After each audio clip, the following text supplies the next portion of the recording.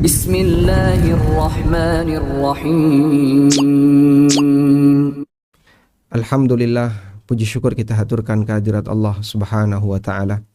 Di kesempatan sore hari ini bersama Muslimah Academy, kembali kita melanjutkan kajian rutin bulanan dengan mengangkat tema tentang masalah muamalah. Dan insya Allah yang akan kita bahas di kesempatan kali ini adalah seputar halal haram jual beli emas. Seperti yang kita pahami bahwa benda berupa emas, perak, atau mata uang pada umumnya termasuk di antara benda ribawi yang dia punya aturan khusus dan punya batasan khusus ketika ditransaksikan. Karena ketika aturan itu dilanggar, maka yang terjadi adalah transaksi riba, dan kita sepakat bahwa praktek riba adalah dosa besar.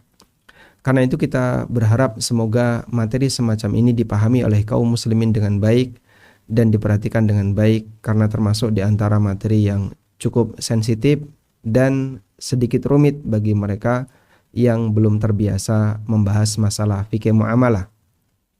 Sementara tentu saja kita menghindari konsekuensi buruk dari transaksi yang kita lakukan karena kita tidak ingin terjerumus ke dalam dosa besar. Dan sebagai pengantar, ada satu pernyataan yang pernah disampaikan oleh Ibnu Rushd rahimahullahu ta'ala dalam catatan yang beliau sampaikan, yaitu kitab Al-Muqaddimat Al-Mumahhadat. Beliau rahimahullah ta'ala pernah menyampaikan sebuah pernyataan tentang masalah transaksi yang perlu untuk dihati-hati, yaitu transaksi yang berkaitan dengan emas, perak, dan kanan kirinya. Beliau mengatakan, wababus sarfi, transaksi sarf, praktek transaksi sarf, min adyaqi abwabir riba, merupakan bab riba yang paling ketat aturannya, merupakan bab riba, permasalahan riba yang paling ketat aturannya. Fattakhallusu minar riba, maka untuk bisa menghindari riba, ala man kana amaluhu sarfu asirun. Fattakhallusu minar riba ala man kana amaluhu sarfa asirun. Untuk bisa menghindari riba bagi orang yang pekerjaannya adalah as-sarf, transaksi sarf. Transaksi sarf, tukar menukar uang, kemudian transaksi jual beli emas, jual beli perak, dan seluruh turunannya. Semua transaksi semacam ini untuk bisa bersih dari riba, asirun, sangat sulit untuk dilakukan. Illa liman kana min ahlil wara' wal ma'rifah, kecuali bagi orang yang punya sifat wara' dan ma'rifah. Punya sifat wara' artinya dia punya sifat kehati-hatian terhadap aturan akhirat, terhadap aturan agama. Wal ma'rifah, dan dia punya ilmu bima yahullu fihi wa yahrumu min, apa yang halal dan apa yang haram terkait transaksi itu. Lalu kata Ibnu Rushd, wa qalilum mahum, dan betapa sedikitnya manusia semacam ini. Baik, ini saya kira pengantar yang penting untuk kemudian diingat oleh siapapun, bahwa transaksi sarf atau transaksi yang berkaitan dengan tukar menukar benda-benda ribawi adalah transaksi yang paling ketat aturan ribanya. Bahkan kata beliau, banyak orang yang kesulitan untuk bisa menghindari riba dalam masalah ini, kecuali bagi mereka yang punya prinsip wara', kehati-hatian. Prinsip wara' artinya dia selalu berpikir bagaimana agar perbuatan yang dia lakukan tidak berbahaya di yaumil qiyamah. Itulah prinsip wara'. Walidzalika kana Al-Hasan yaqul, karena itulah Al-Hasan mengatakan, inistuskitu ma'an fasukitu min baiti sarraf, atau inistuskita ma'an fasukita min baiti sarraf. Kalau kamu butuh air, lalu kamu diberi minum yang berasal dari rumah sarraf, seorang tukang transaksi sarf, seorang tukang penjual emas, tukang penjual perak, transaksinya transaksi emas dan perak, fala tashrabhu, jangan kamu minum. Kalau butuh minum, kemudian orang yang ngasih ternyata adalah pekerjaannya pekerjaan sarraf. Hasan mengatakan jangan diminum. Wa kana Asbagh, dan Asbagh yakrahu ayyastadhilla bidhillis sayrafi. Sementara Asbagh itu nggak pingin dia berteduh di bawah balkon rumahnya Sayrafi, orang yang pekerjaannya adalah transaksi mata uang. Qala Ibnu Habib, kata Ibnu Habib, dan ini adalah daftar para ulama Malikiyah. Qala Ibnu Habib, kata Ibnu Habib, li'anna al-ghaliba 'alaihim ar-riba, karena dominan penghasilan mereka adalah riba. Masya Allah. Waqila li Malikin, dan ada yang bertanya kepada Imam Malik rahimahullahu ta'ala, atakrahu ayya'mal ar-rajulu bis-sarfi, apakah anda nggak suka ketika ada orang yang pekerjaannya adalah tukar menukar uang? Dia pekerjaannya jual beli dinar, dirham, sehingga sehari-harinya transaksi dia adalah transaksi emas dan perak. Qala na'am, kata Imam Malik, ya aku nggak suka. Illa ayyakuna yattaqillaha fi dzalika, kecuali ketika dia mampu untuk bertakwa kepada Allah fi dzalika, dalam transaksi itu. Wa qalilum mahum, dan betapa sedikitnya orang semacam ini. Sehingga jadikan ini sebagai catatan bahwa dalam transaksi sarf, transaksi dilihat dari objeknya. Transaksi dilihat dari objeknya. Di sana ada transaksi barang dengan barang. Transaksi barang dengan barang. Ini disebut dengan bai' muqayyadah. Kemudian ada transaksi uang dengan barang. Ini disebut dengan jual beli biasa. Lalu ada transaksi uang dengan uang. Termasuk diantaranya adalah emas dengan emas, atau dengan perak, atau dengan uang. Praktek transaksi semacam ini disebut dengan sarf. Nah, dari 1, 2, 3 transaksi yang paling ketat aturannya terkait masalah riba adalah nomor 3. Paling ketat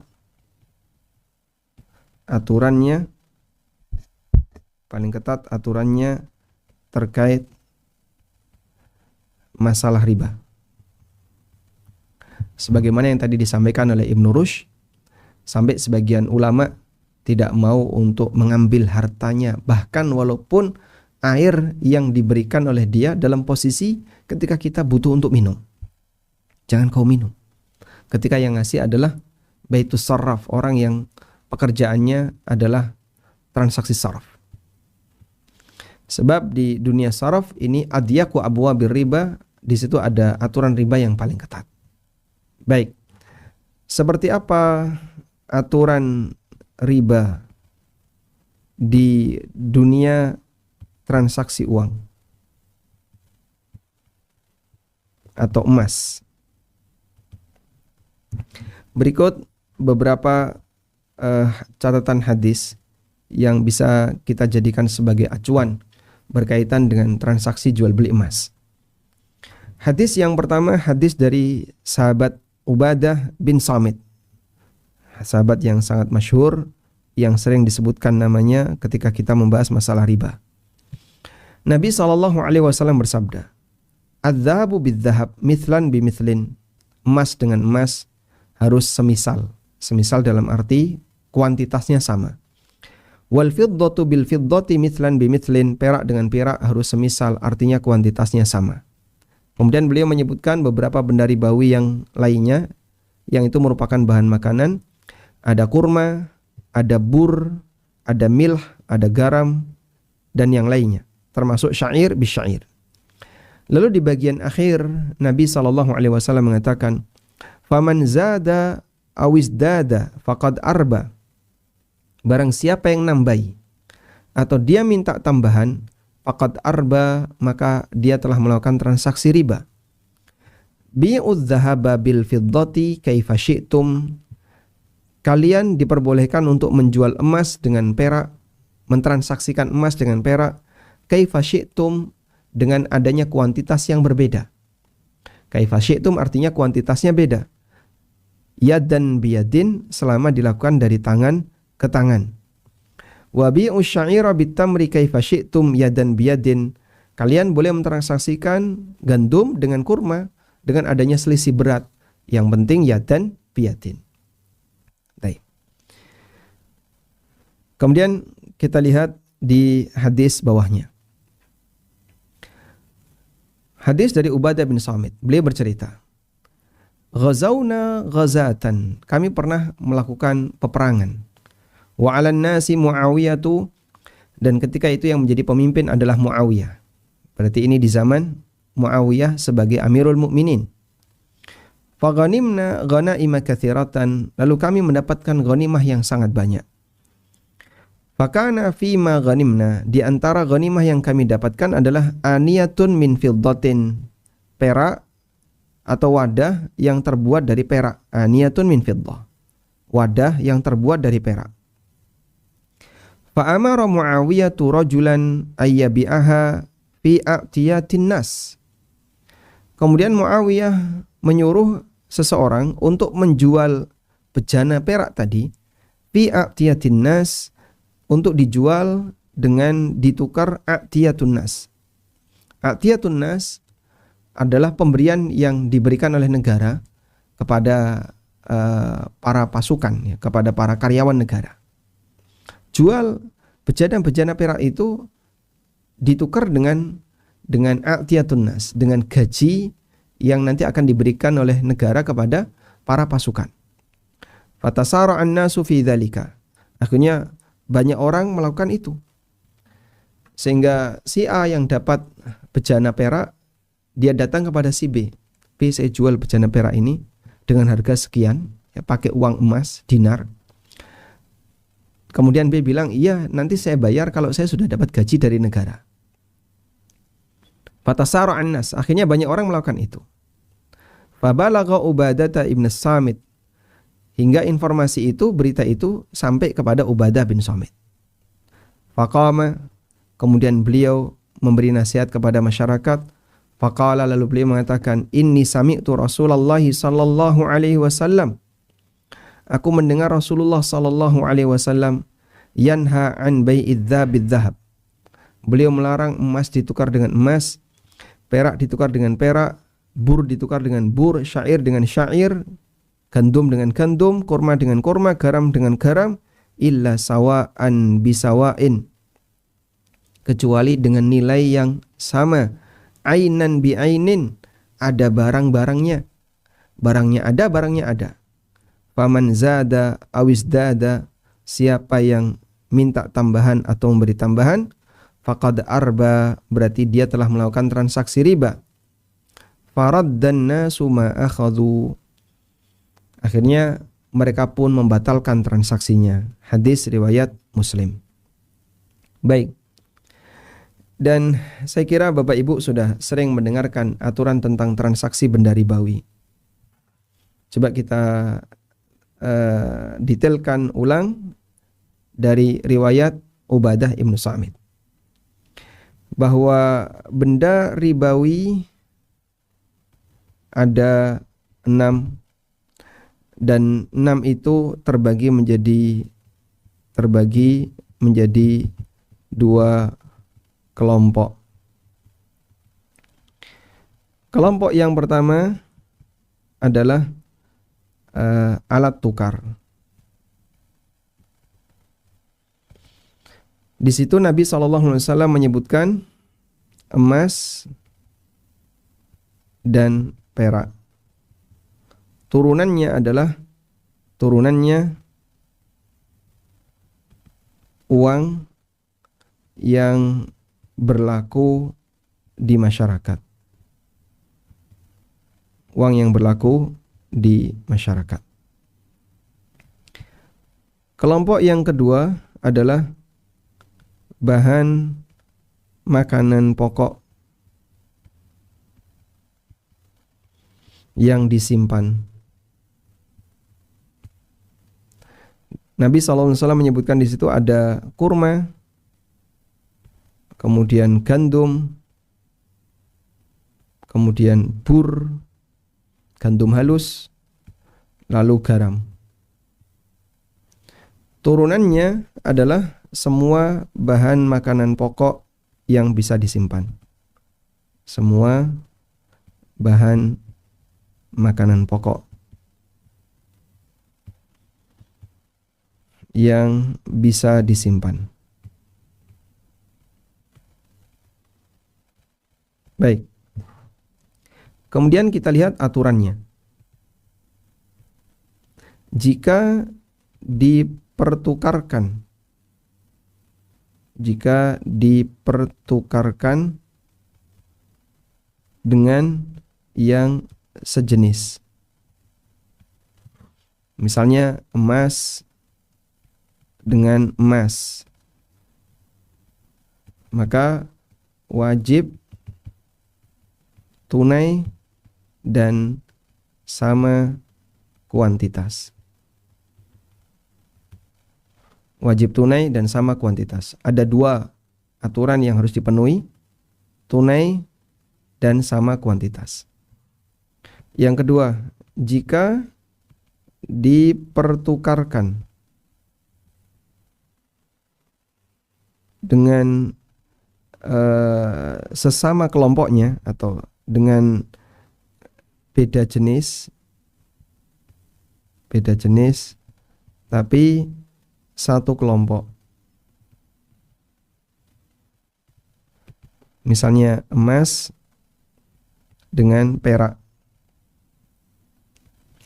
Nabi SAW telah menegaskan, beliau menyebutkan di situ dalam hadis tadi ya, bi'u adz-dzahab bil fiddah. Kalian boleh transaksikan emas dengan perak.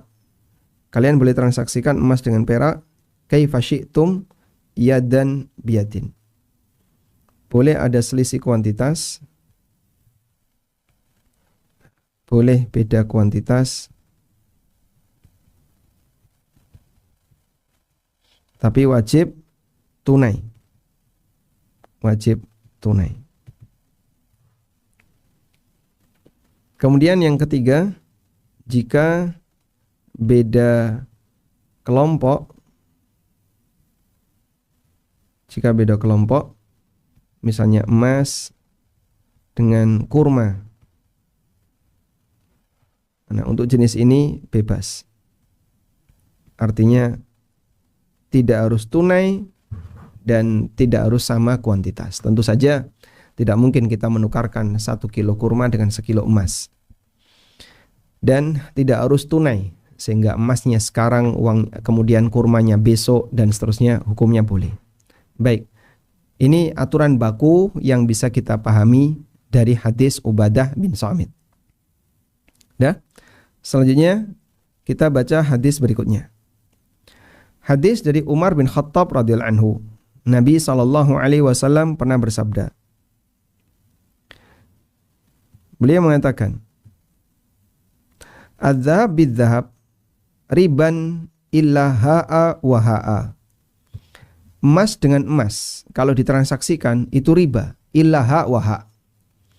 Ha' wa ha' artinya adalah dari tangan ke tangan.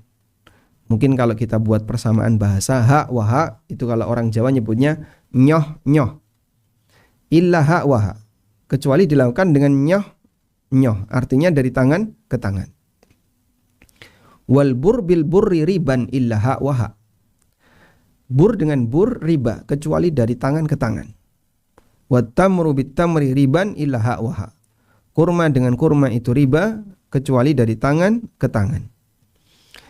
Demikian pula gandum dengan gandum riba, kecuali dengan dari tangan ke tangan.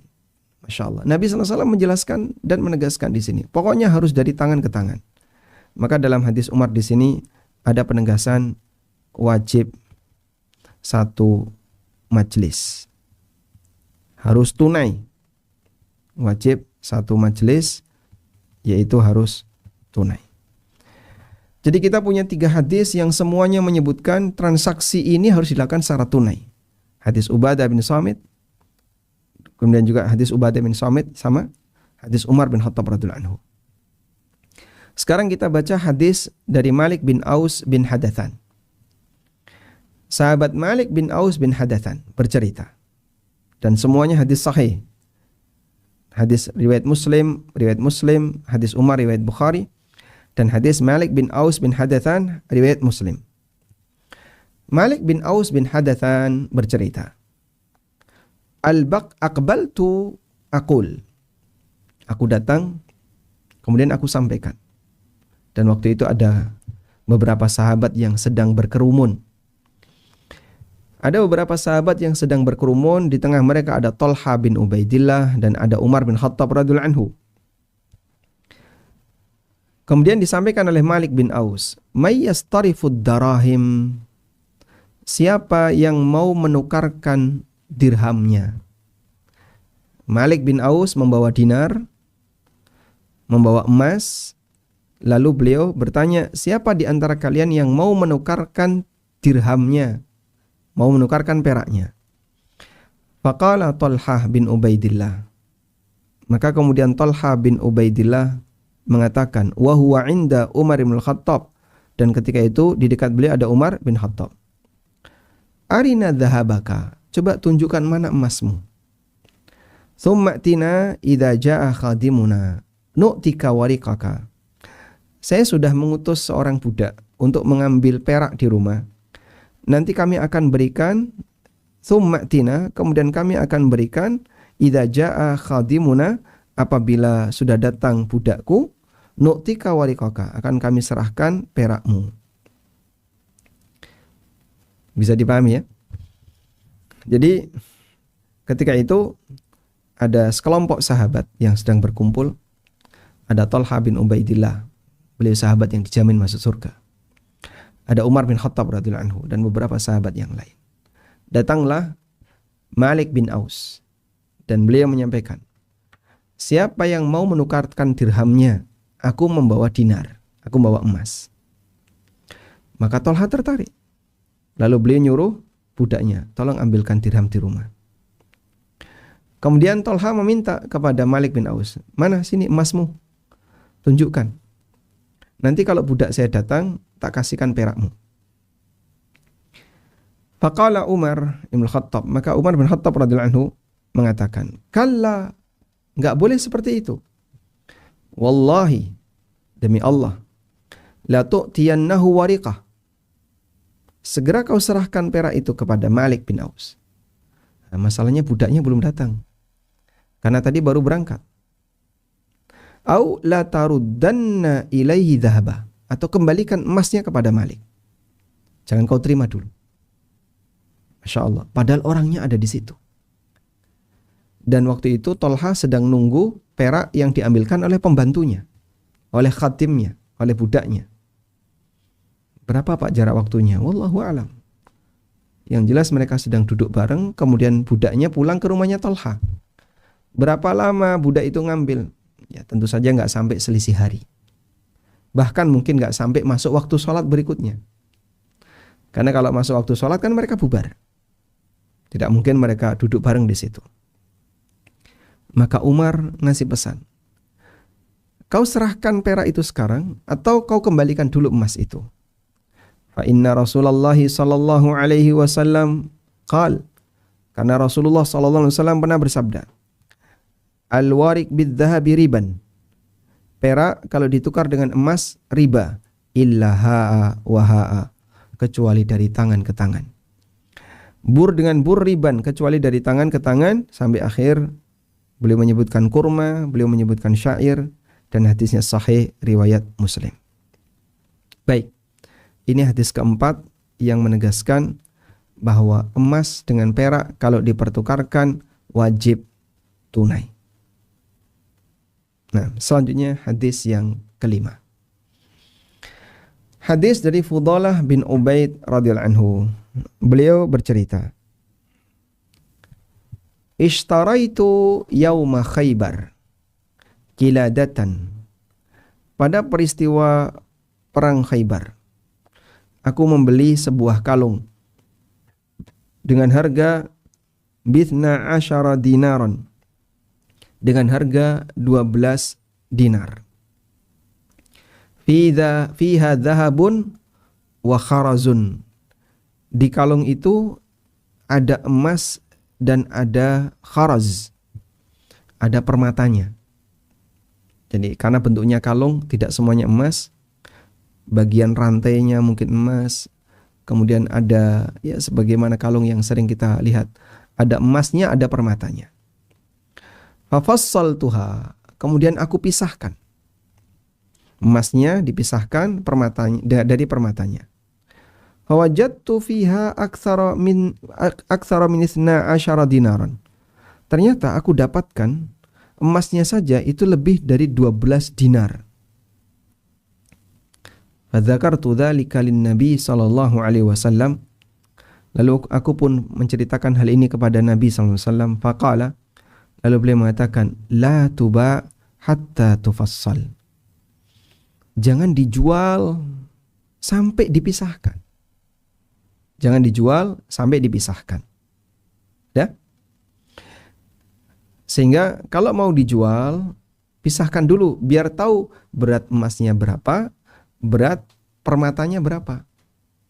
Agar ketika ditransaksikan dengan emas tidak ada selisih berat. Agar ketika ditransaksikan dengan emas tidak ada selisih berat. Karena kalau ada selisih berat jadinya riba fadl. Baik. Kemudian hadisnya sahih riwayat Muslim. Dari Khannas As-San'ani. Dari Khannas As-San'ani. Kami pernah bersama Fudhalah bin Ubaid dalam sebuah peperangan. Fatarat li wa li ashabi qiladatun fiha dhahabun wa warik wa jauhar. Aku dan beberapa sahabatku mendapatkan kalung, ada emasnya, ada peraknya, dan ada jauharnya. Ada ya, manik-maniknya, ada permatanya. Fa'aradtu an ashtariyaha, maka aku ingin membelinya. Fasa'altu Fudhalah ibn Ubaid, kemudian aku tanya kepada sahabat Fudhalah bin Ubaid. Faqala, lalu beliau mengatakan, inzi dhahabaha, lepaskan emasnya. Faja'alhu fi kifatin, lalu taruh di daun timbangan. Waja'al dhahabaka fi kifatin, kemudian taruh emasmu di timbangan yang kedua. Dan ini menunjukkan bahwa di zaman sahabat timbangan emas itu sudah ada. Kamu lepaskan emasnya, taruh di timbangan pertama, yang emasmu taruh di sini. Tsumma la ta'khudanna illa mithlan bimithlin. Dan jangan sampai kamu mengambil kecuali yang sama kuantitasnya. Ila mithlan bimithlin, kecuali yang sama kuantitasnya. Fa inni sami'tu Rasulullah sallallahu alaihi wasallam yaqul. Karena aku mendengar Rasulullah sallallahu alaihi wasallam bersabda, "Man kana yu'minu billahi wal yaumil akhir, fala ya'khudanna illa mithlan bimithlin." Siapa yang beriman kepada Allah dan hari akhir, maka jangan mengambil lebih, harus sama kuantitasnya. Baik. Ini hadis Fudhalah bin Ubaid berkaitan dengan transaksi emas dengan emas. Transaksi emas dengan emas wajib sama kuantitas. Nah, kalau yang hadis dari Ubadah bin Samit, dari Umar, dari Malik bin Aus bin Hadathan, ini menegaskan bahwa transaksi emas dengan perak atau dengan emas wajib tunai. Baik, semoga bisa dipahami mengenai penekanan yang disebutkan dalam hadis-hadis yang kita baca. Sudah? Baik, sekarang kita mulai melebar.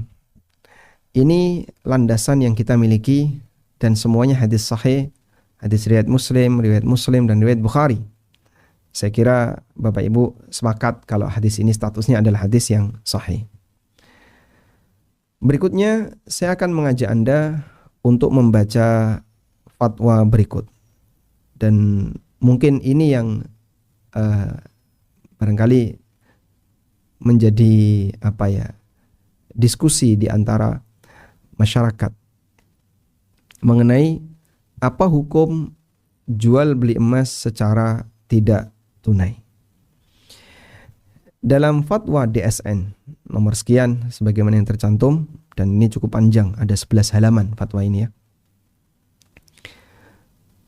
Di sini ada penjelasan mulai dari menimbang, mengingat, dan seterusnya.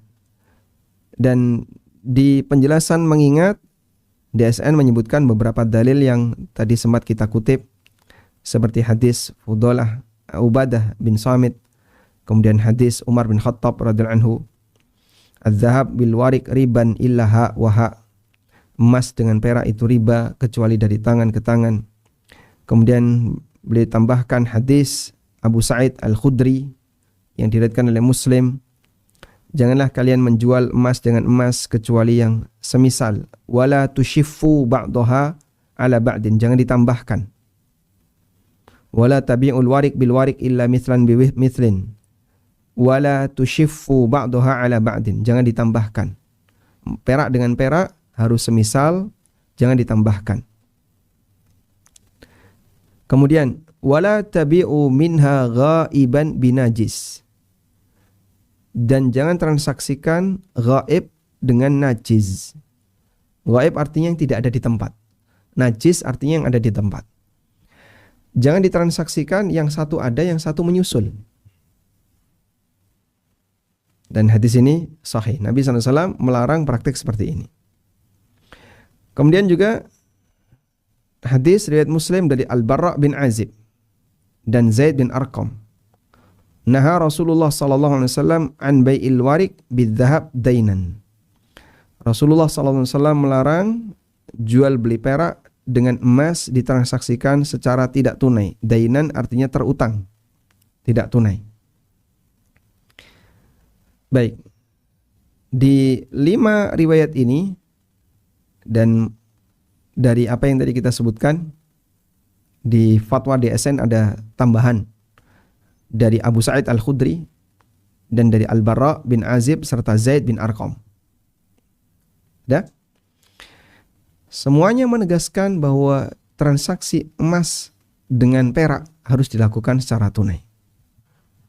Ini tidak boleh ada transaksi utang emas dengan perak. Dan di hadis Abu Sa'id Al-Khudri, Nabi SAW dengan tegas melarang tidak boleh mentransaksikan antara yang ada dengan yang tidak ada. Sehingga yang satu menyusul itu tidak boleh. Sudah? Kemudian hadis Amr bin Auf ini berkaitan dengan masalah sulh, masalah kesepakatan. Nah, selanjutnya DSN membahas masalah illah. DSN menyebutkan satu kaidah tentang masalah ta'lil. Al-hukmu yaduru ma'illatihi wujudan wa adaman. Hukum itu selalu mengikuti ilahnya antara ada dan tidak adanya ilah. Hukum itu mengikuti ilahnya, ada dan tidaknya. Jadi kalau ada ilah, ada hukum. Kalau nggak ada ilah, nggak ada hukum. Kemudian ada kaidah al-adah muhakkamah, bahwa kebiasaan masyarakat itu bisa menjadi acuan hukum. Kemudian selanjutnya ada kaidah fikih disebutkan oleh Al-Qarrafi dalam Anwarul Buruq. Kata beliau, annal ahkam al-mutarattibata 'alal awaid taduru ma'aha kaifama darat. Hukum yang berlaku berdasarkan awaid, berdasarkan budaya yang berlaku di masyarakat, berdasarkan adat, maka dia mengikuti sebagaimana adat itu berlangsung. Wa tabtulu ma'aha, dan menjadi tidak berlaku idza batalat, apabila sudah tidak berlaku, budayanya tidak berlaku. Kan nuqud, seperti mata uang yang terjadi dalam praktek muamalah. Kemudian disebutkan dalam kitab Adz-Dzakhirah. Dikutip dalam kitab Adz-Dzakhirah. Qa'idatun, satu kaidah. Dan ini referensi mazhab Malikiyah. Kullu hukmin murattabin ala urfin aw adatin yabtulu 'inda zawali tilkal 'ada. Semua hukum yang didasarkan urf atau adat atau budaya, maka hukum itu menjadi tidak berlaku ketika adatnya tidak berlaku. Fa idza taghayyara al-hukmu, jika adatnya berubah, maka hukumnya menjadi berubah.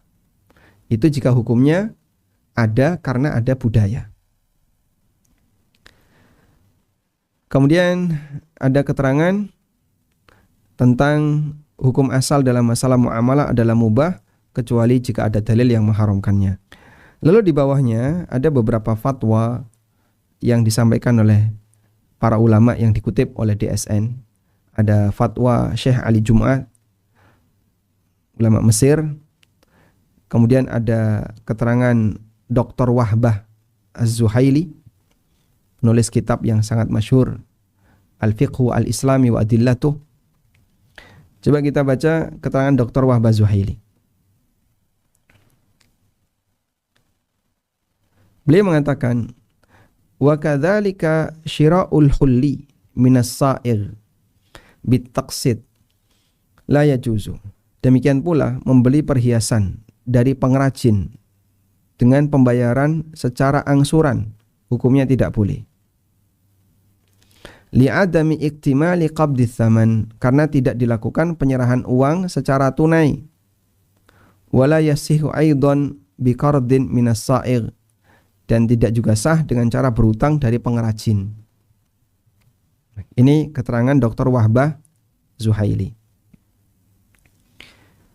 Selanjutnya, pendapat Syekh Abdullah bin Sulaiman Al-Mani. Beliau anggota Hay'ah Kibar Ulama. Dalam Bukhuth fil Iqtisad Al-Islami, beliau mengatakan, mimma taqaddama yattadihu anna ats-tsamaniyah fi adh-dhahabi wal fiddah mughalatun fiha.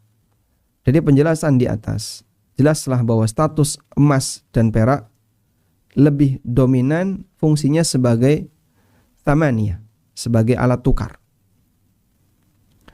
Wa anna an-nassa sarihun fi i'tibarihima malan ribawiyan, dan dalil menegaskan memberlakukan emas dan perak sebagai benda ribawi. Yajibu fil mubadalati bainahuma at-tamatsul wat-taqabud, di mana dalam transaksi keduanya harus dilakukan dengan sama kuantitas, wat-taqabud, dan dilakukan secara tunai, fi majlisil aqdi, dalam majlis transaksi, dalam majlis akad, fi mattahada jinsuhu, selama jenisnya sama, wat-taqabud fi majlis aqdi, dan harus tunai di majlis akad, fi bai'i ba'dihima bi ba'din, dalam transaksi yang dilakukan antara emas dengan perak, harus satu majlis.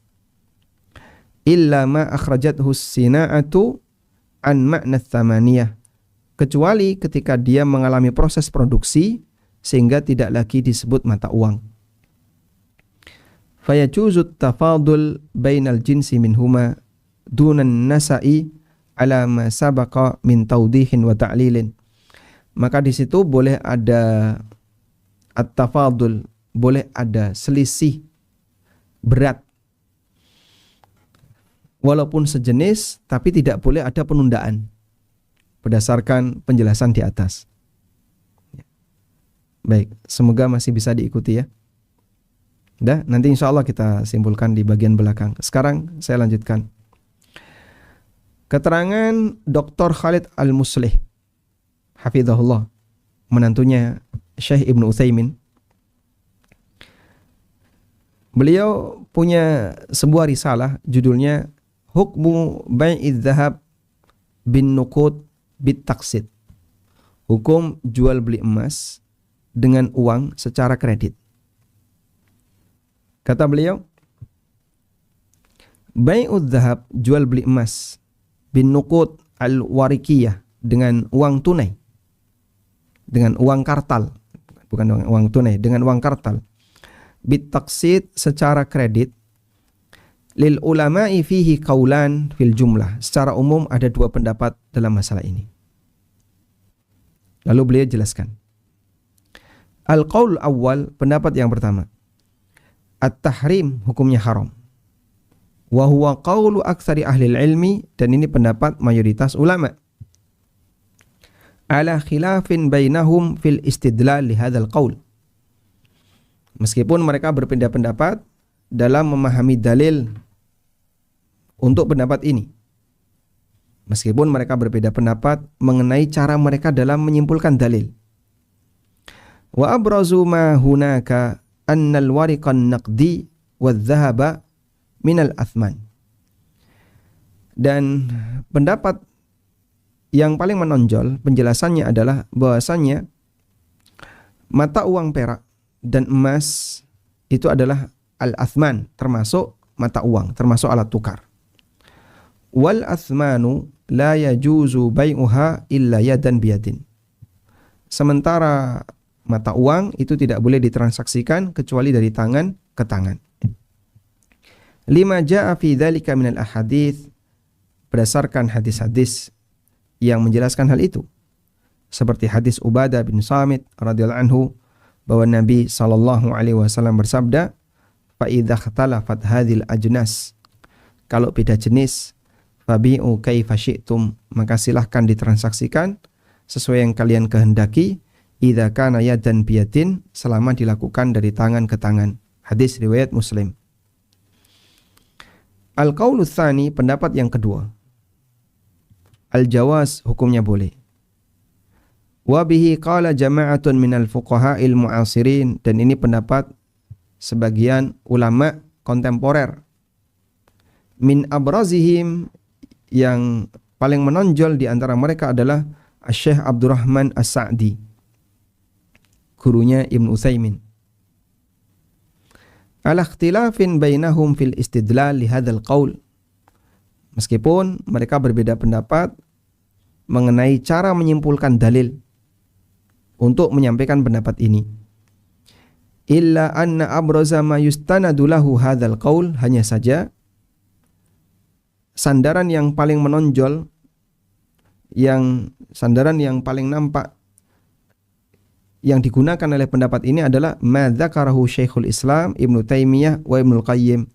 Penjelasan yang disampaikan oleh Ibnu Taimiyah dan Ibnu Qayyim min jawazi bai'il hulli bidzahab nasi'atan, di mana mereka membolehkan jual beli perhiasan ya, emas dan perak secara kredit. Haitsu qala Ibnu Taimiyah kama fil ikhtiyarat, sebagaimana keterangan Ibnu Taimiyah dalam kitab beliau, dalam ikhtiyarat ya, dalam kumpulan fikih-fikihnya Ibnu Taimiyah yang ditulis oleh sebagian ulama. Jadi yang mengumpulkan bukan beliau tapi ulama. Dalam al-ikhtiyarat, kumpulan fikihnya Ibnu Taimiyah, dijelaskan ya juzu bai'ul masugh atau musawwaq, diperbolehkan menjual emas dan perak yang berbentuk. Yang berbentuk itu yang bentuknya menjadi perhiasan. Emas dan perak musawwaq, atau emas dan perak yang menjadi perhiasan. Atau yang menjadi wadah seperti gelas, kemudian sendok garpu, lalu apalagi bejana dan seterusnya. Diperbolehkan menjual emas dan perak yang berbentuk selain dinar dan dirham, selain mata uang. Bijinsihi, dengan yang sejenis dengannya. Min ghairi ishtiratit tamathul, tanpa ada persyaratan at-tamathul. At-tamathul sama kuantitas. Wa yuj'al az-zaidu fi muqabilis sun'ah. Tambahan nilainya boleh dijadikan sebagai ganti dari proses produksi.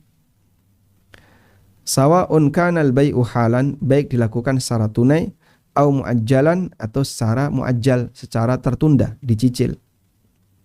Ma lam yuqsad kaunuhu thamanan, selama tidak ditujukan, tidak dimaksud untuk dijadikan sebagai thaman, sebagai alat tukar.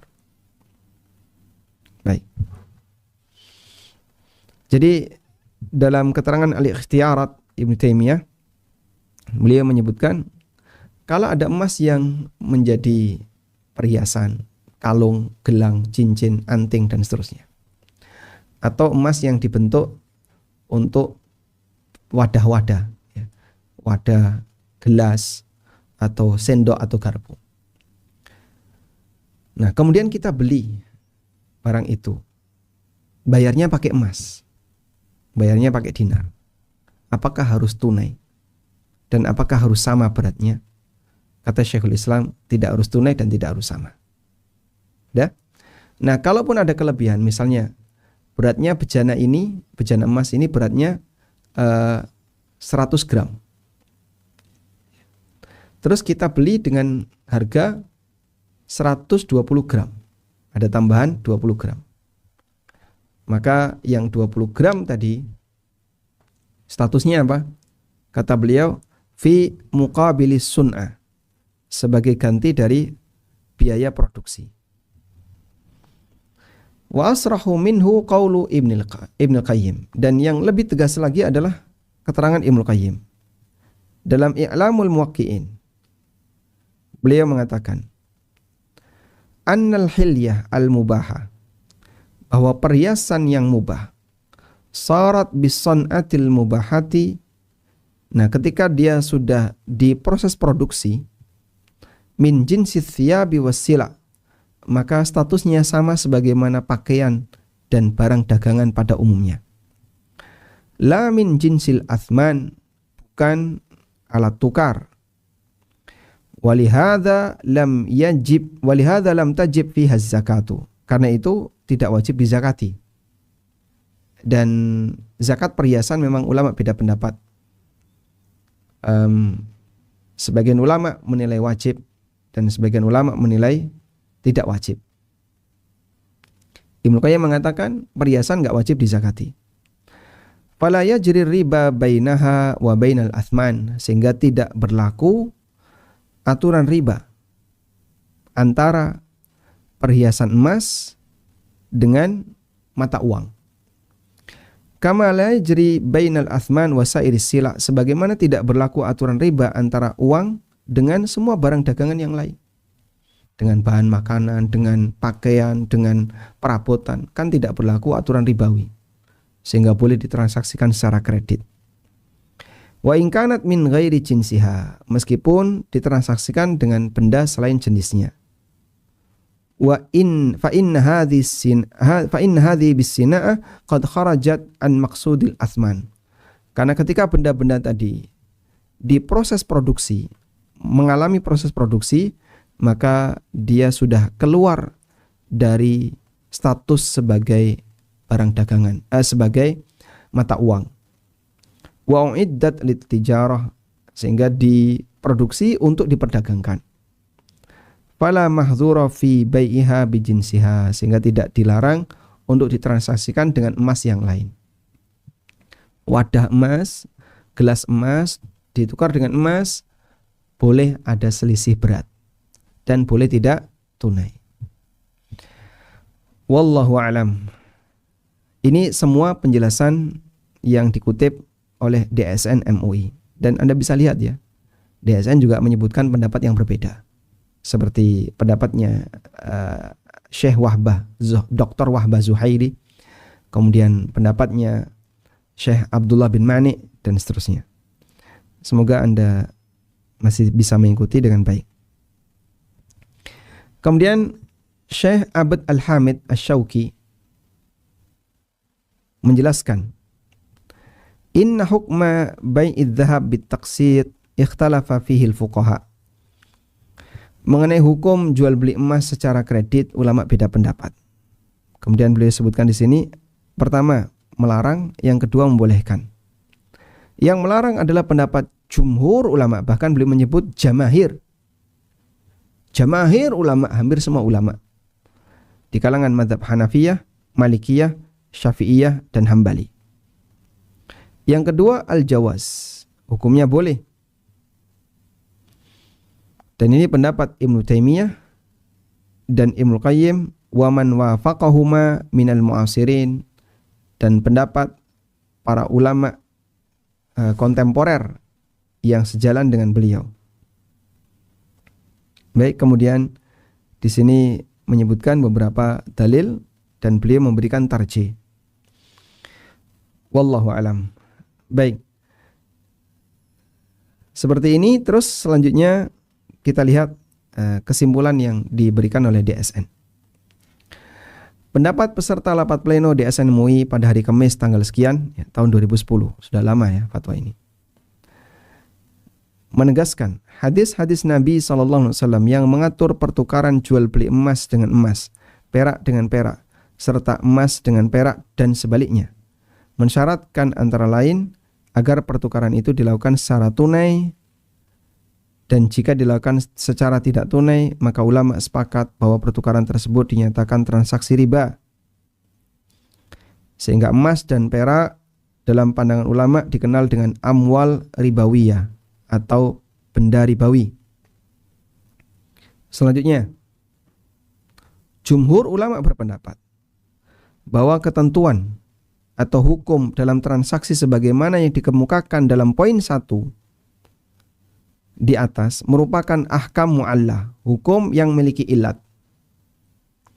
Ilatnya adalah tsamaniyah. Ilatnya adalah tsamaniyah. Maksudnya bahwa emas dan perak pada masa ketika hadis itu disampaikan merupakan tsaman, alat tukar. Merupakan alat tukar. Dah? Selanjutnya, poin C. Uang dalam literatur fikih disebut tsaman, disebut alat tukar, dengan definisi yang disampaikan oleh para ulama sebagai berikut. Bahwasanya uang adalah segala sesuatu yang menjadi media pertukaran dan diterima secara umum, apapun bentuk dan dalam kondisi seperti apapun. Mau berbahan emas, berbahan perak, berbahan kertas, berbahan apalagi logam-logam yang lain. Pokoknya selama sah sebagai alat tukar di masyarakat, maka statusnya uang. Ya. Ini keterangan yang dikutip di beberapa referensi seperti keterangan Syekh Abdullah bin Sulaiman Al-Mani. Selanjutnya, dari definisi tentang uang di atas dapat dipahami bahwa sesuatu, baik emas, perak maupun yang lainnya, termasuk kertas, berstatus sebagai uang hanya jika masyarakat menerimanya sebagai uang atau media pertukaran. Berdasarkan pendapat Muhammad Rawas Al-Qal'aji, baik diterbitkan atau ditetapkan oleh lembaga keuangan pemegang otoritas. Dengan kata lain, yang menjadi landasan status sesuatu dinyatakan sebagai mata uang adalah kebiasaan yang berlaku di masyarakat. Selanjutnya, saat ini masyarakat dunia tidak lagi memperlakukan emas dan perak sebagai uang, tetapi diberlakukan sebagai barang dagangan, sil'ah. Dan dalam keterangan Ibnu Taimiyah dan Ibnu Qayyim menegaskan, jika emas dan perak tidak lagi difungsikan sebagai uang, seperti dijadikan sebagai perhiasan, maka statusnya sebagai sil'ah, barang dagangan. Berdasarkan hal tersebut, dengan memperhatikan kaidah usul fikih dan kaidah fikih sebagaimana dikemukakan pada bagian poin 3 dan seterusnya, maka ditetapkan hukum dalam pertukaran emas dan perak yang ditetapkan oleh hadis Nabi SAW sebagaimana disebutkan dalam huruf A tidak berlaku lagi dalam pertukaran emas dengan uang yang berlaku saat ini. Lalu memutuskan boleh jual beli emas secara tidak tunai. Ya, di sini jual beli emas secara tidak tunai, baik melalui jual beli biasa, murabahah, hukumnya boleh, jaiz, selama emas tidak menjadi alat tukar. Baik. Sampai di sini keterangan yang disampaikan oleh fatwa DSN MUI. Kemudian juga di sini ada keterangan batasannya. Harga jual atau tsaman tidak boleh bertambah selama jangka waktu perjanjian meskipun ada perpanjangan waktu setelah jatuh tempo. Jadi kalau misalnya emasnya berapa harganya? Kalau kredit harganya sekian, maka tidak boleh diperpanjang, tidak boleh dinaikkan harganya. Emas yang dibeli dengan pembayaran tidak tunai boleh dijadikan jaminan. Ya. Jadi saya beli emas dengan kredit, nanti emasnya jadi jaminan, bisa ditaruh di pihak ketiga atau ditaruh di pihak pertama sebagai jaminan.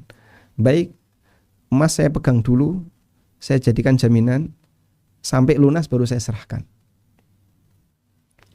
Yang ketiga, emas yang dijadikan jaminan sebagaimana yang dimaksud dalam angka 2 tidak boleh diperjualbelikan atau dijadikan objek akad lain yang menyebabkan perpindahan kepemilikan.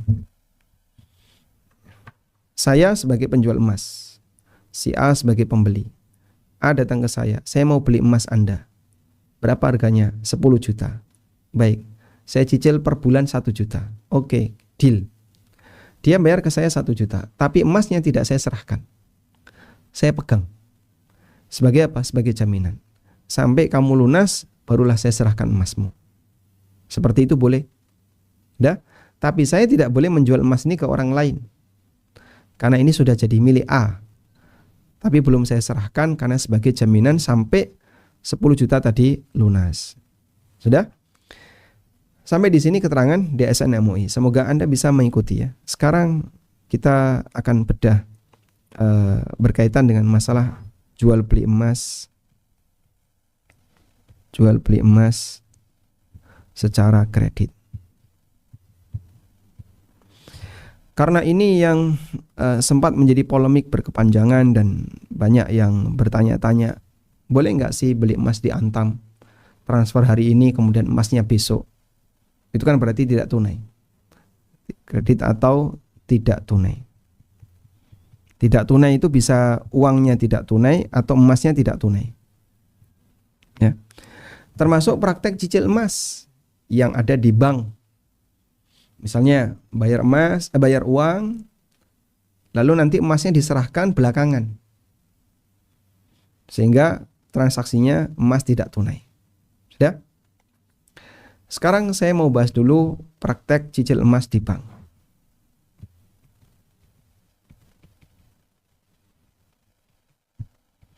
Cicil emas di bank. Cicil emas di bank yang kami ketahui, objek emasnya ada 2 kemungkinan. Objek emas untuk produk cicil emas. Untuk produk cicil emas di bank. Itu ada 2 kemungkinan. Yang pertama, emasnya virtual. Emasnya virtual. Artinya bank tidak sedia emas itu. Bank tidak sedia emas itu. Sudah? Sementara kemudian setoran nasabah itu dikonversi ke harga emas. Setoran nasabah dikonversi ke harga emas. Jadi misalnya bank menerima setoran 1, dan setoran 2, setoran 3, dan seterusnya. Misalnya setoran 1 5 juta. Lalu oleh bank dicatat. Sekarang harga emas berapa? Oh, per gram 1 juta. Berarti dicatat 5 gram. Catat ya. Cuman dicatat. Ya. Setoran 2 anggaplah misalnya 3,3 juta.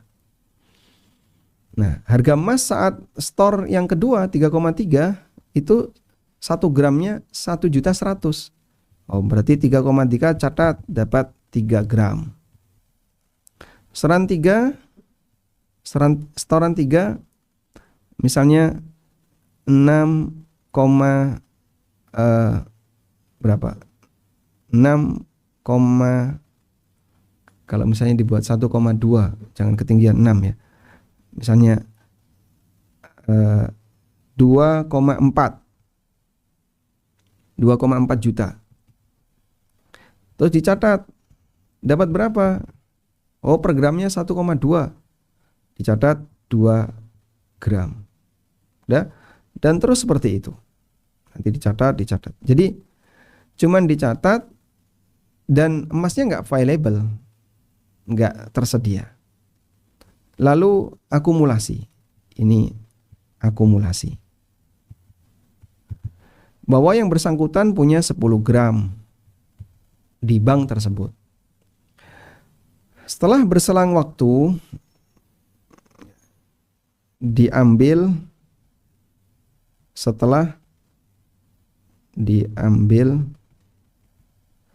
setelah 1 tahun misalnya. Setelah 1 tahun, lalu harga emas jadi 1,5 juta per gram. Nah, Anda bisa lihat setoran yang dia kasih tadi adalah 5 tambah 3,3 tambah 2,4. Berapa itu totalnya? Coba berapa, Bang? 10,7 juta. Ini totalnya.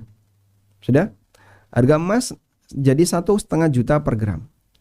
Maka saat diambil 1,5 juta kalikan 10 gram.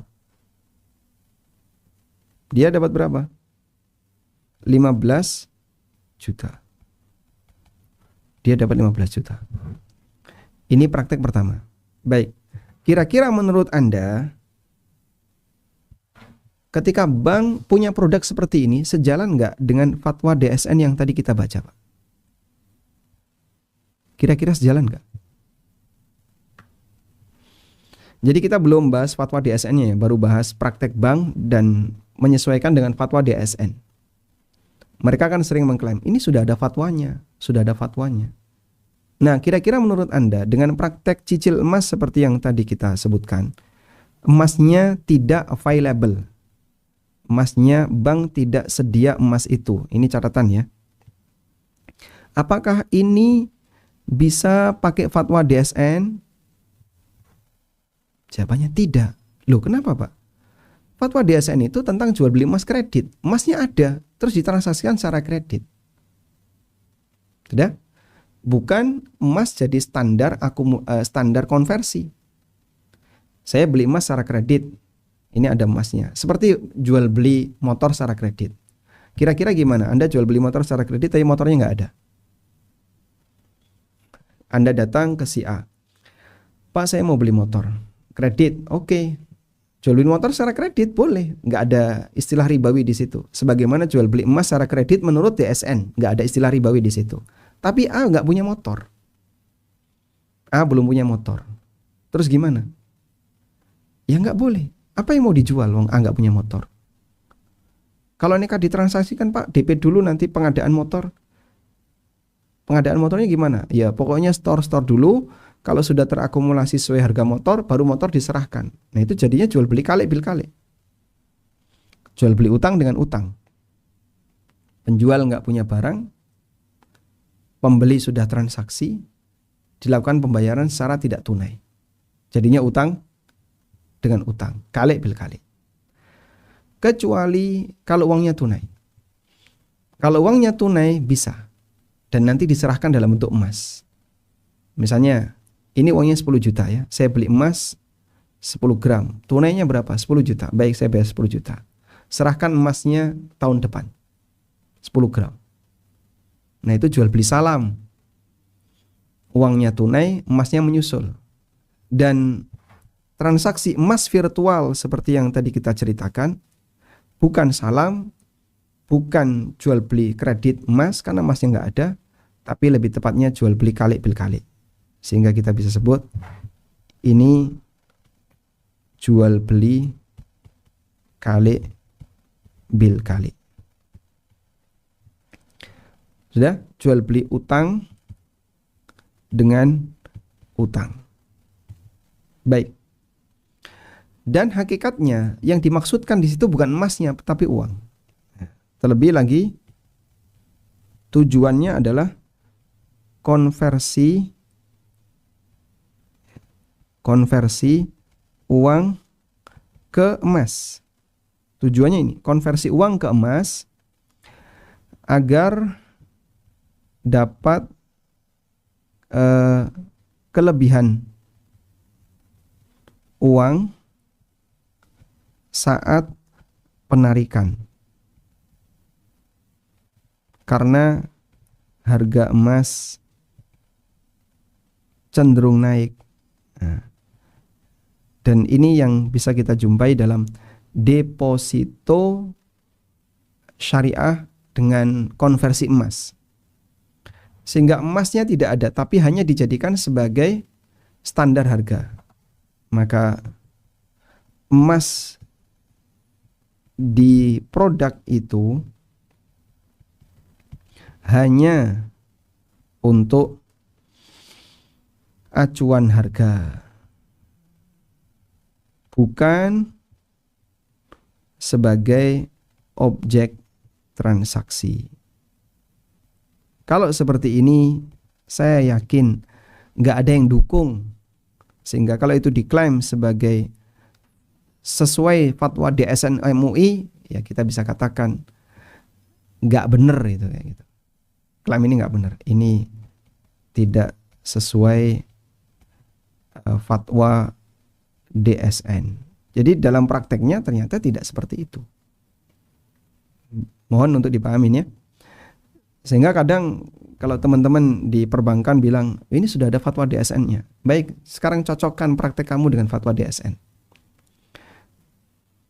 Kita berani katakan banyak penyelewengan di situ. Enggak ada. Fatwa DSN bukan kayak gitu. Fatwanya itu jual beli emas kredit. Ada emasnya dijual kredit. Kayak Anda jual beli motor kredit. Dengan cara murabaha atau baik bit taksid. Barangnya enggak ada. Emasnya kan enggak ada. Itu emas virtual. Baik. Semoga bisa dipahami. Yang kedua, emasnya ada. Ini masih produk bank ya. Lanjutan. Yang B, emas ada, tapi terbatas. Emasnya ada tapi terbatas. Sehingga bank sedia beberapa batang emas. Bank itu kan punya karakter, dia tidak mungkin nyetok barang.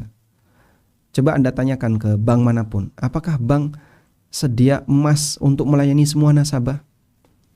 Sehingga dia punya stok emas banyak sekali, mulai dari 1 gram sampai 100 gram misalnya. Lalu ada yang beli emas 1 gram, ada yang beli emas 2 gram. Itu beresiko. Bank tidak akan mungkin nyetok dalam jumlah banyak. Jadi emas ada tapi terbatas. Misal bank stok emas mulai dari 1 gram, 2 gram, terus sampai anggaplah dia punya 5 gram, lalu 10 gram. Dia punya emas dengan variasi gramasi seperti ini. Sedia dia. Tapi jumlahnya terbatas. Udah? Namun, anehnya bank melayani banyak nasabah. Melayani banyak nasabah. Anggaplah misalnya ya, bank syariah ini di Jakarta. Kira-kira Jakarta ya, yang dilayani 100 orang ada? Pak, kalau Jakarta sih jangan bilang 100 orang. Ya sudahlah, saya pakai angka paling minimal 100 orang misalnya. 100 orang nasabah. Baik. Orang 1 sampai orang 100. ada yang beli 5 gram, ada yang beli 10 gram, ada yang beli anggaplah 100 gram. Bank sedia emas 100 gram. Udah?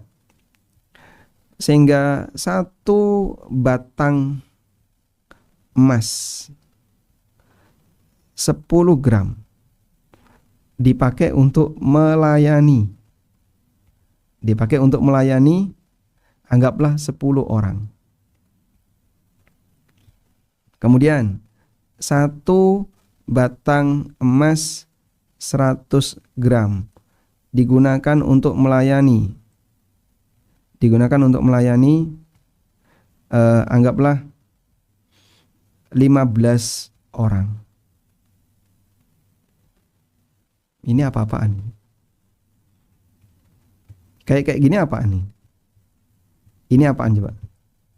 Apakah ini yang dimaksud sejalan dengan fatwa DSN? Coba Anda lihat di fatwa DSN.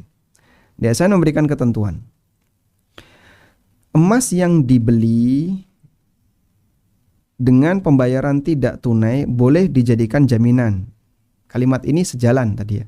Jadi nasabah datang satu, saya mau beli yang 100 gram. Berapa? Sekarang harga emas 1,2. 100 gram berarti berapa?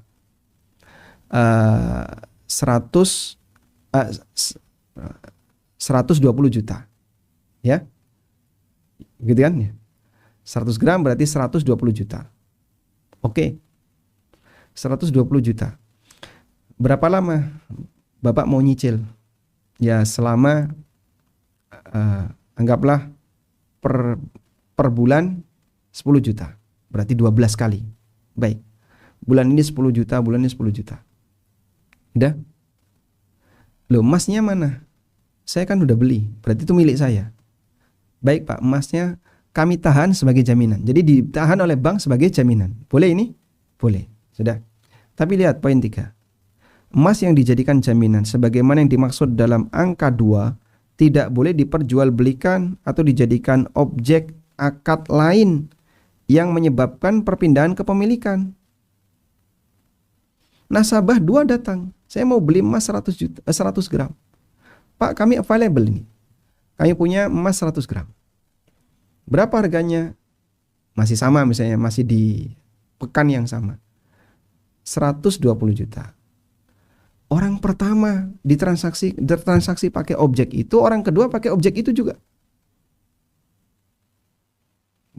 Apakah ini yang dimaksud sejalan dengan fatwa DSN MUI? Fa'tabiru ya ulil absar.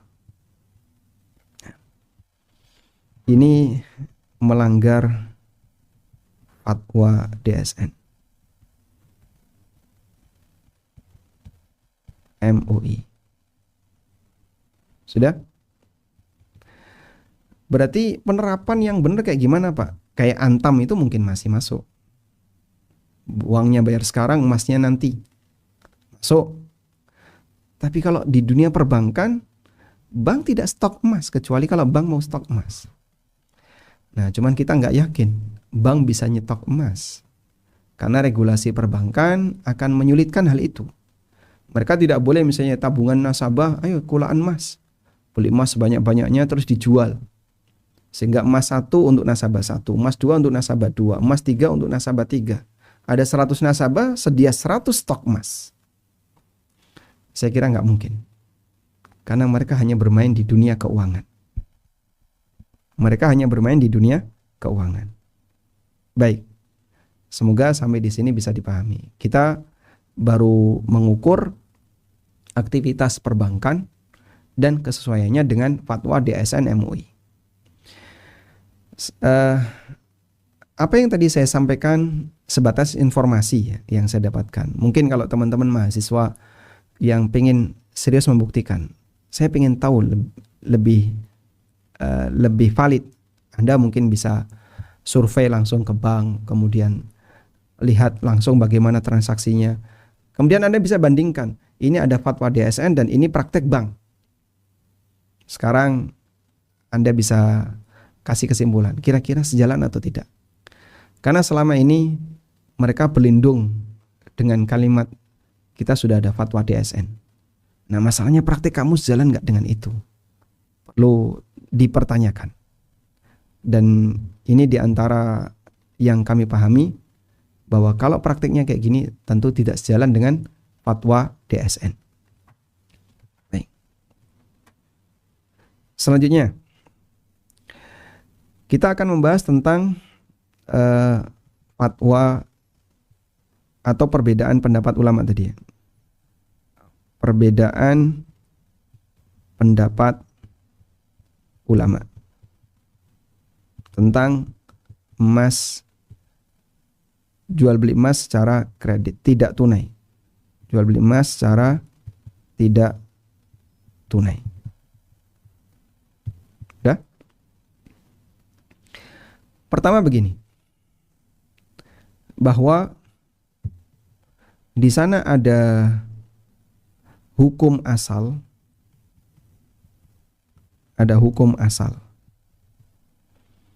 dan ada hukum turunan. Begini ya. Hukum asal itu yang disebutkan dalam dalil.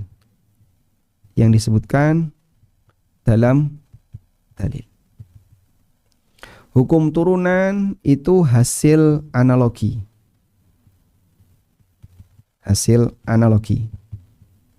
Atau kias.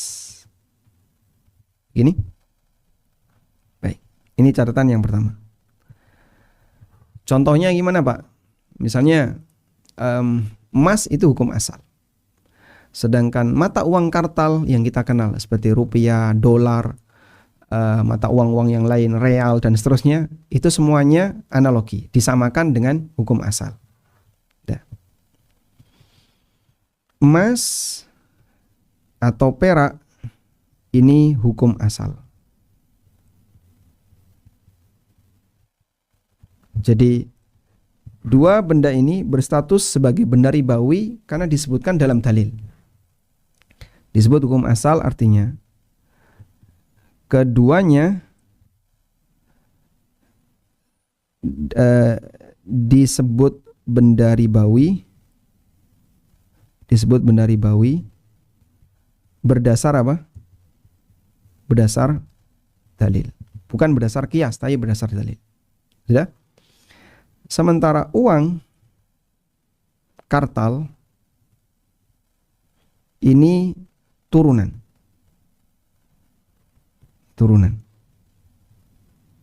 Ya. Disebut benda ribawi di mana dia disebut sebagai benda ribawi karena dikiaskan. Insya Allah Bapak Ibu paham ya, dikiaskan atau dianalogikan dengan emas atau perak. Sampai di sini insya Allah paham. Jadi uang kartal itu jadi benda ribawi kenapa? Ya karena dia disamakan dengan emas atau perak.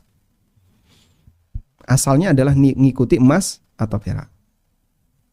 Baik, yang ketiga. Sekarang yang ketiga. Aturan syariat tentang emas atau perak. Nah, pertama ada banyak ya, ada banyak. Di antaranya saya sebutkan di antaranya ada banyak itu misalnya lelaki tidak boleh memakai perhiasan emas, wanita boleh, lelaki boleh pakai perhiasan perak. Itu contoh aturannya. Saya sebutkan di antaranya. Yang ini berkaitan dengan masalah muamalah. Yang pertama, berlaku aturan ribawi atau berlaku sebagai benda ribawi. Yang kedua, aturan syariat tentang emas dan perak adalah wajib dizakati. Wajib dizakati. Sudah? Nah, ternyata dua aturan ini saling berkaitan. Saling berkaitan. Bisa dipahami ya? Dua aturan ini saling berkaitan. Ya? bahwa aturan syariat tentang emas atau perak diantaranya berlaku sebagai benda ribawi, dan yang kedua wajib dizakati. Nah dari situ kita bisa memahami dua ulama yang dijadikan landasan oleh DSN adalah Ibnu Taimiyah dan Ibnul Qayyim. Ini yang paling senior, karena bawahnya semuanya kontemporer. Jadi kalau kita tarik yang paling senior, ini yang paling senior. Siapa sih yang ulama senior yang pernah menyampaikan seperti ini? Sehingga landasan kita bukan kontemporer lagi, tapi atasnya. Kalau kontemporer ngikuti yang atasnya. Yang paling senior dua ini. Baik. Penjelasan dua ini, Syekhul Islam Ibnu Taimiyah dan Ibnu Qayyim rahimahumullah, berkaitan dengan status emas keluar dari benda ribawi. Mereka menyebutkan bahwa emas tidak atau dikeluarkan atau mereka membagi emas dibagi menjadi dua.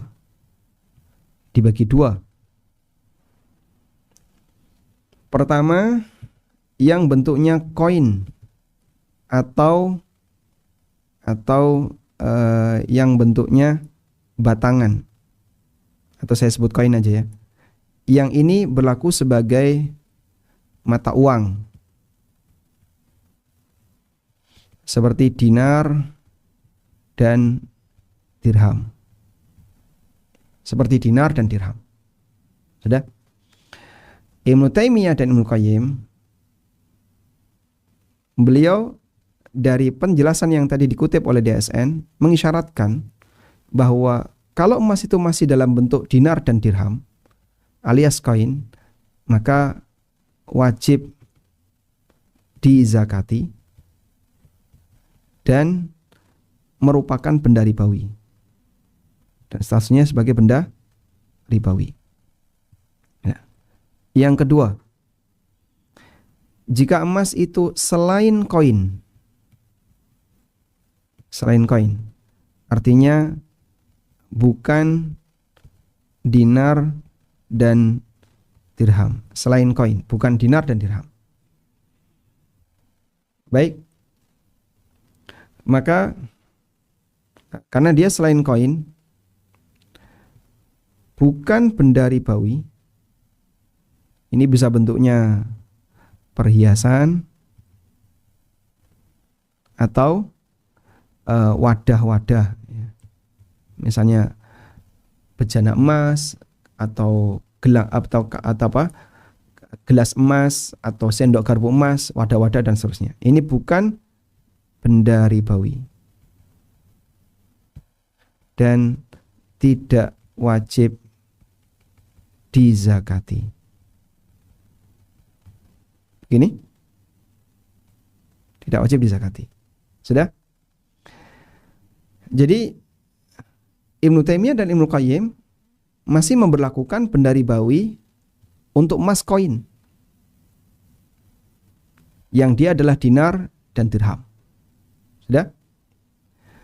Tapi kalau sifatnya atau bentuknya bukan koin, misalnya untuk perhiasan atau wadah-wadah, maka tidak berlaku benda ribawi.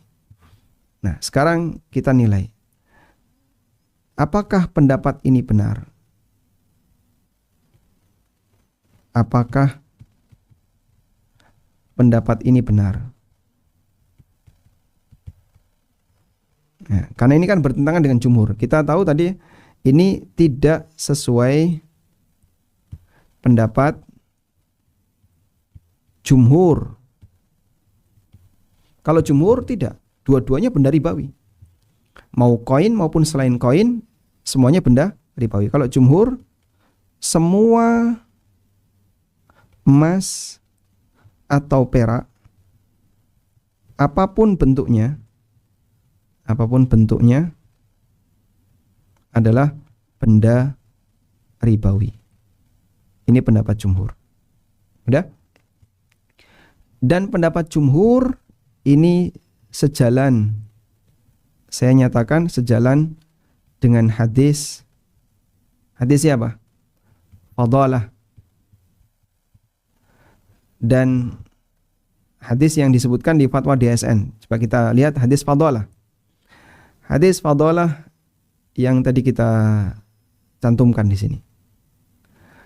Fadalah bin Ubaid itu beli kalung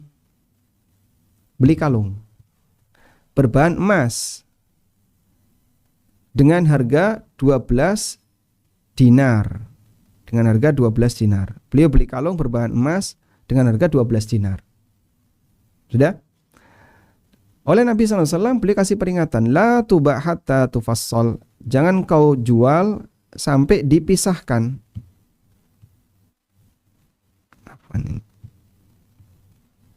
Jangan kau jual sampai dipisahkan. Kenapa tidak boleh dijual sampai dipisahkan? Agar di situ tidak terjadi transaksi riba. Padahal itu kalung. Yang dibawa oleh Fadalah itu apa? Kalung. Tapi oleh Nabi SAW diperingatkan, jangan dijual sampai dipisahkan. Agar tidak terjadi transaksi riba. Padahal bentuknya kalung. Berarti transaksi kalung di zaman Nabi SAW itu sudah ada. Dan kalung ketika itu bukan alat tukar. Nggak ada kok orang jual beli dengan bayar kalung, itu nggak ada.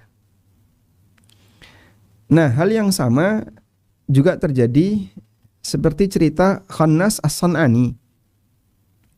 Nah, Khannas As-San'ani bercerita bahwa beliau mau membeli kalung yang di situ terbuat dari emas, perak, dan jauhar. Wajauhar.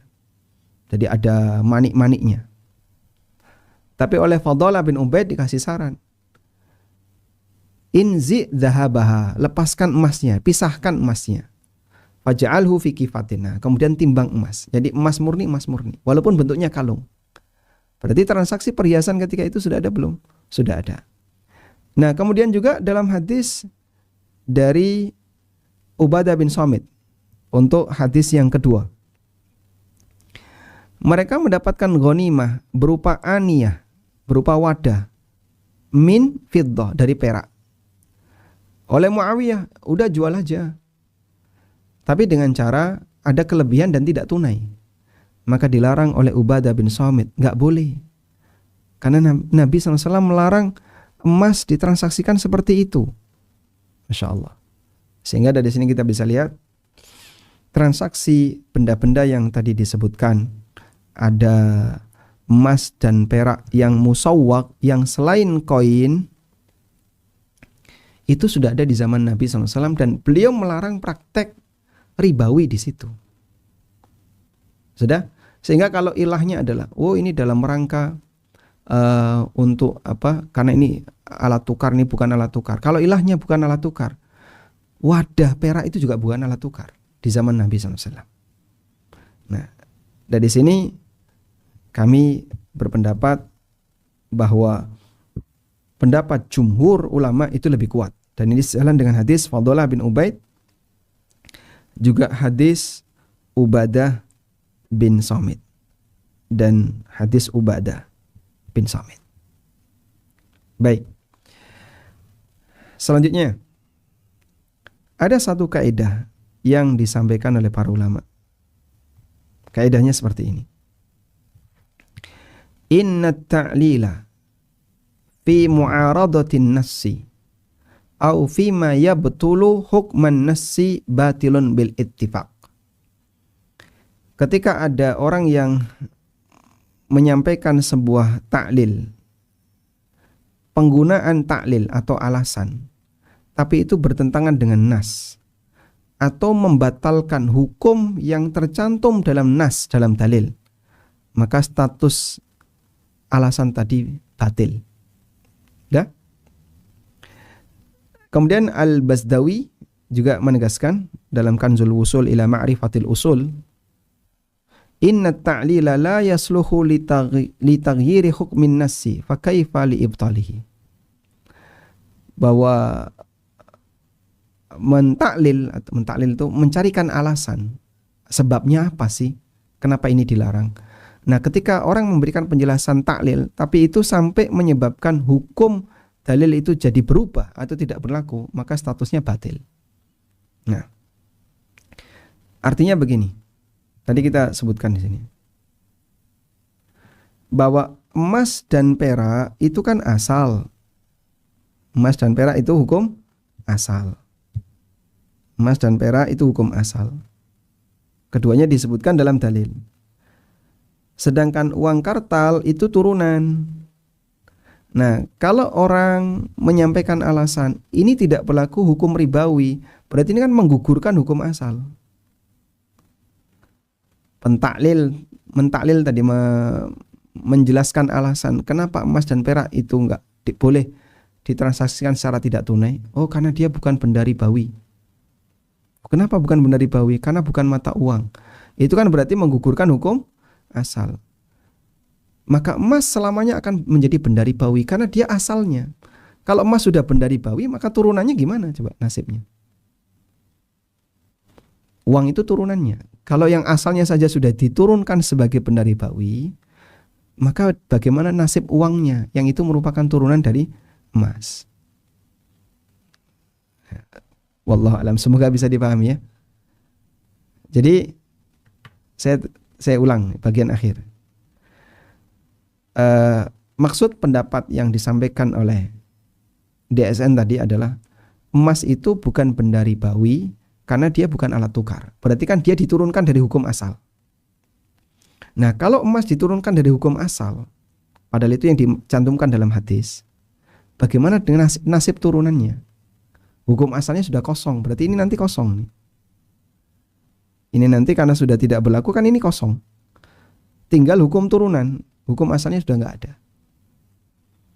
Nah, kalau hukum asalnya hilang, maka turunannya kan ikut hilang. Jadinya tidak ada benda ribawi lagi di alam ini.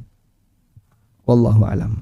Sehingga dengan pertimbangan ini, secara pribadi saya menguatkan pendapat jumhur ulama bahwa emas maupun perak selamanya akan menjadi benda ribawi, baik berbentuk koin, dinar dirham, maupun berbentuk perhiasan atau bahan batangan, baik dipakai sebagai mata uang maupun bukan mata uang. Karena penyebutan illah itu ijtihadi, sedangkan hadisnya mengatakan dahab, emas. Anda bisa baca hadis Fadullah bin Ubaid. Hadis Fadullah bin Ubaid itu teksnya adzab bidzahab, emas dengan emas, bukan dinar bidinar, al-fiddah bil fiddah, perak dengan perak. Beliau tidak mengatakan dirham bidirham. Sehingga yang beliau sampaikan adalah bahannya. Wallahu a'lam. Walhamdulillahirabbil alamin. Semoga bisa dipahami dengan baik. Dan nampaknya cukup panjang penjelasan yang kami sampaikan karena kita berbicara dalil, lalu mengupas fatwa DSN, kemudian mencocokkan praktek perbankan dengan fatwa DSN, baru setelah itu tarjih terhadap perbedaan pendapat yang terjadi di kalangan para ulama. Baik, mungkin itu yang bisa kita sampaikan.